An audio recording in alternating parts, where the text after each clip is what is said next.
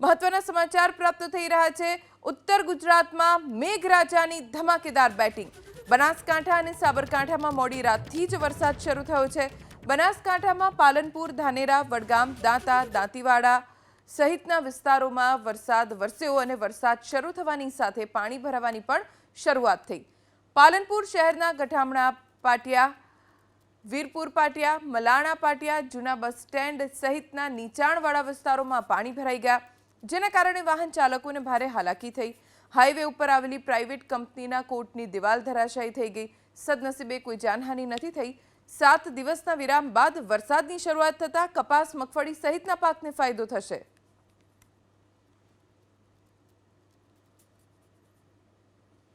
પાલનપુરથી દાંતા જતો આ માર્ગ છે એ અનેક વાર વરસાદ પડવાથી અહીંયા 3 થી 4 ફૂટ પાણી ભરાતા હોય છે। આ મુખ્ય માર્ગ છે, અંબાજી જતો માર્ગ છે। અહીંયા લોકો સવારથી સાંજ સુધી હજારો વાહનનો અવર જવરો રહે છે।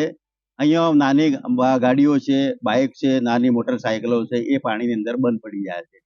4 થી 5 ફૂટ પાણી ભરાયું છે। વાહન ચાલકોને ભારે મુશ્કેલી સામનો કરવો પડી રહ્યો છે। અત્યારે તમે જોઈ શકો કે ગાડીના જે ટાયર છે એ પૂરા પાણીની અંદર પસાર થઈને આવી રહ્યા છે। અંબાજી જતો આ મુખ્ય માર્ગ છે, તેને લઈને રોજ દરરોજ વરસાદ પડે કે જ્યારે પણ વરસાદ પડે ત્યારે વાહન ચાલકોને ભારે મુશ્કેલીનો સામનો કરવો પડી રહ્યો છે। અનેક વાર રજૂઆત કરવાથી નેશનલ હાઈવે કક્ષા હોય કે સ્ટેટ હાઈવે હોય, પણ કોઈ આની અંદર પાણીનો નિકાલ કરવા માટે વર્ષોથી આ સમસ્યા છે, કોઈ હલ થતી નથી। તેને લઈને અત્યારે તો આ ધનિયાણા ચોકડીથી વિરમપુર, જલોત્રા, વડગામ જવા માટેનો મુખ્ય માર્ગ છે, એને ભારે મુશ્કેલી વાહન ચાલકોનો સામનો કરી રહ્યા છે। અહીંયા અનેકો વાહન જે જતા હોય છે, રાજસ્થાન જતા હોય છે, વડગામ જતા હોય છે, એ મુખ્ય માર્ગ છે। અહીંયા વાહન ચાલકોને અકસ્માતથી થતા હોય છે પાણીને લઈને। તો આની લઈ અનેક લોકોએ રજૂઆત કરવા છતાં અહીંયા માત્ર ખાલી જે રજૂઆતને લીધે કોઈ સાંભળવામાં આવતું નથી। તેને લઈને અત્યારે તો હાલ આ વરસાદ 2 ઇંચથી વધુ વરસાદ પડવાથી અહીંયા જે દાંતા રોડ ઉપર વીરપુર જવાનો જે માર્ગ છે, 3 થી 4 ફૂટ પાણી ભરાયેલા છે, તેનો ભોગ બની રહ્યા છે વાહન ચાલકો। અનેક વાર રજૂઆત કરવા છતાં અહીંયા કોઈ હલ થતો નથી। તાત્કાલિક આ પાણીનો નિકાલ થાય તેવી લોકો અત્યારે માંગ કરી રહ્યા છે। રતન સાગિયા, એબીપી અસ્મિતા, બનાસકાંઠા। તો રાજ્યમાં છેલ્લા 24 કલાકમાં અલગ અલગ વિસ્તારોમાં વરસાદ પડ્યો।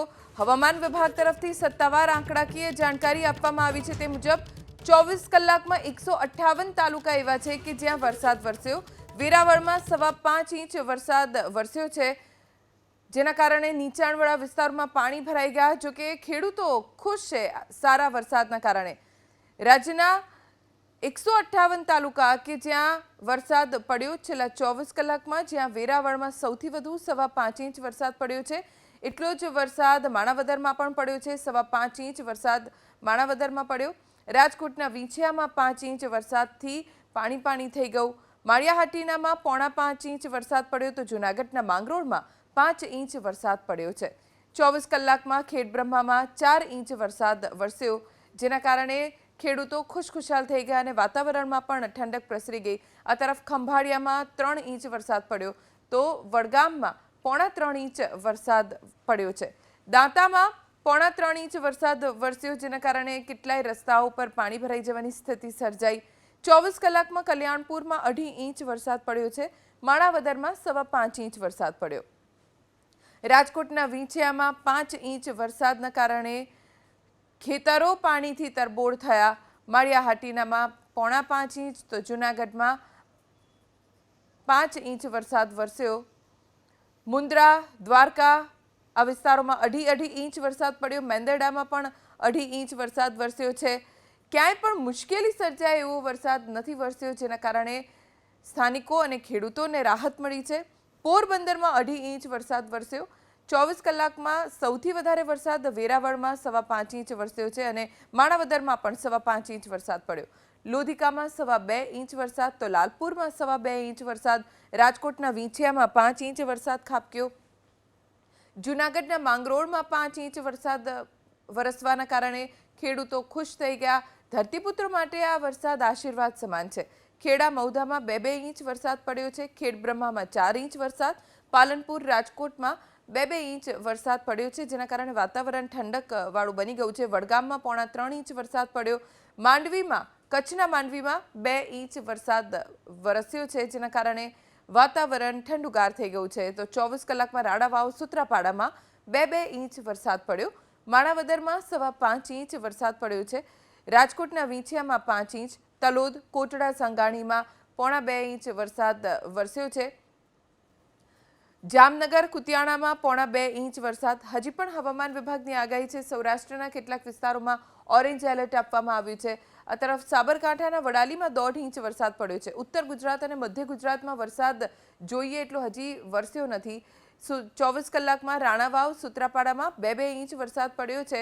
કુલ મળીને 158 તાલુકા એવા છે કે જ્યાં છેલ્લા 24 કલાકમાં વરસાદ વરસ્યો છે. દાંતીવાડા અને પોશીનામાં 2-2 ઇંચ વરસાદ વરસ્યો છે. હવામાન વિભાગ તરફથી સત્તાવાર આંકડાકીય માહિતી આપવામાં આવી છે. તે મુજબ તલોદ, કોટડા, સાંગાણી વિસ્તારો એવા છે કે જ્યાં 1.25 ઇંચ વરસાદ છેલ્લા 24 કલાકમાં પડ્યો. ગુજરાત પર એક સાથે 3 વરસાદી સિસ્ટમ સક્રિય થઈ છે, જેને લઈને આગામી 5 દિવસ સાર્વત્રિક વરસાદ વરસશે. એમાં પણ સૌરાષ્ટ્ર અને દક્ષિણ ગુજરાતમાં ભારેથી અતિભારે વરસાદની આગાહી કરવામાં આવી છે. હવામાન વિભાગે સુરત, નવસારી, વલસાડ, રાજકોટ, પોરબંદર, જૂનાગઢ અને દ્વારકામાં અતિભારે વરસાદ માટે રેડ એલર્ટ આપ્યું છે. જ્યારે પંચમહાલ, દાહોદ, છોટાઉદેપુર, નર્મદા, ભરૂચ, ડાંગ, તાપી, સુરેન્દ્રનગર, જામનગર, અમરેલી, ભાવનગર, મોરબી, ગીર સોમનાથ અને બોટાદમાં ઓરેન્જ એલર્ટ છે.